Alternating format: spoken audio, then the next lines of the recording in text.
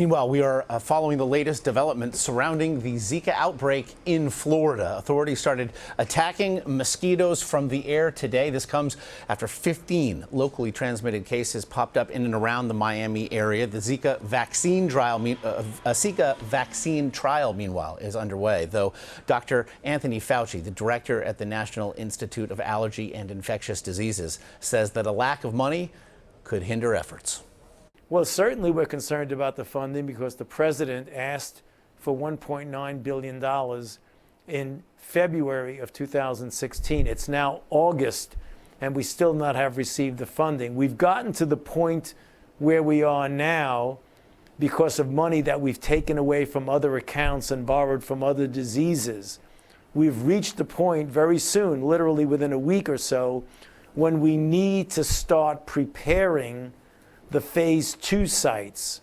If we don't get the money very soon, that will interfere with the smooth transition into phase 2.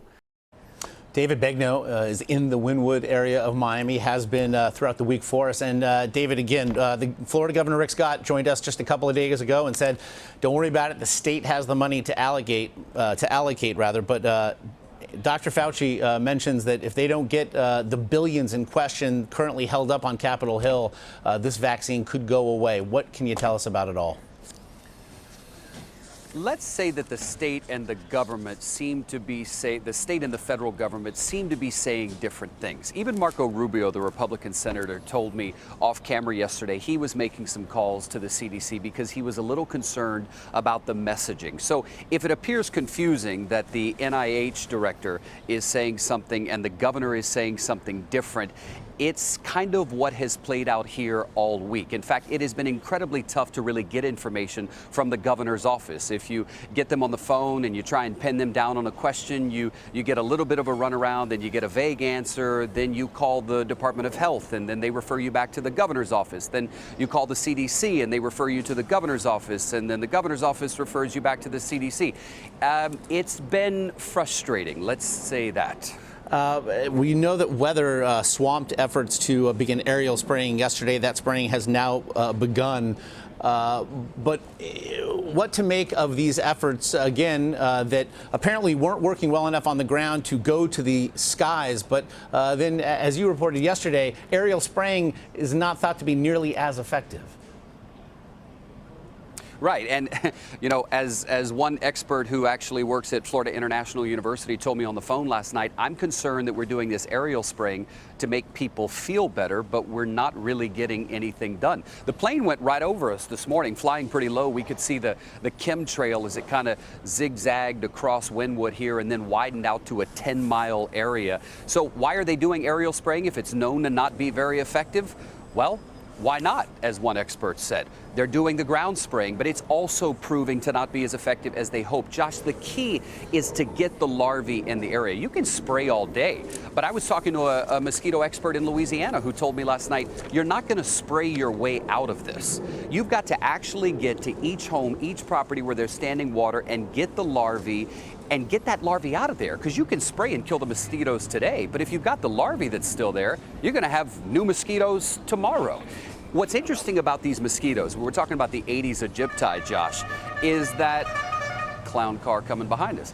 What's interesting about the Aedes aegypti mosquito, which carries the Zika virus, is that they're what's called a sipper and a skipper. Here's what that means. They go along, and instead of sucking all the blood out of you that they need to go and lay some eggs, they get a little from you, then they fly off and get a little from somebody else, then another person, just a little bit. And they bite about 8 people, suck the blood, and then once they've hit all those 8 people, then they lay their eggs.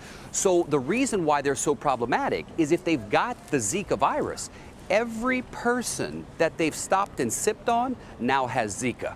Other mosquitoes will just suck from one person, take all the blood. So the transmission, the rate of transmission, the number of people who are affected are far greater because these mosquitoes, again, are called sippers and skippers. So then, David, if I'm somebody thinking of visiting the area and contributing funds to the nearly $90 billion tourism industry, I'm probably looking elsewhere for a vacation. Yep. But if I'm somebody living in those buildings right behind you, such as the pregnant woman I know who you spoke to earlier this week, I am downright terrified. So what can they do right now?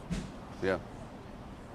Well, stay out of the area, right? So if you're a business owner here, you're walking the street and you're a little frustrated that we're here, and I'm not guessing about this. We've seen it. We've experienced some business owners who, they were happy when we are here on day one, but they're a little frustrated that the cameras are here today. They're starting to lose some business. Some businesses have closed while they figure out a better action plan. So what do? You stay away from here. But here's where it gets confusing. The mayor of Miami, walking these streets yesterday, told me, no, it's safe, despite the fact that the CDC issued a travel advisory, unprecedented in the continental U.S. So again, who's talking to who if the mayor of Miami is saying it's safe, the CDC is issuing a travel advisory, right? The communication here is a bit questionable. Today, the CDC director, the governor of Florida, and Senator Marco Rubio will all meet together. We expect they might speak to the press later today. Josh, I get the sense they're doing the best they can. We get it, and it's apparent. But it might not be the best that can be done. That's not my opinion. That's the opinion of the education experts who work at the universities in South Florida who say the spraying is not good enough. I don't think we're using the right chemicals that we should, and I don't think the communication to the public is really being done as well as it could be. Certainly things to work out there as they pursue the billions that apparently are necessary to fight this thing and end it once and for all. David Begnaud in Miami, as always. We appreciate it.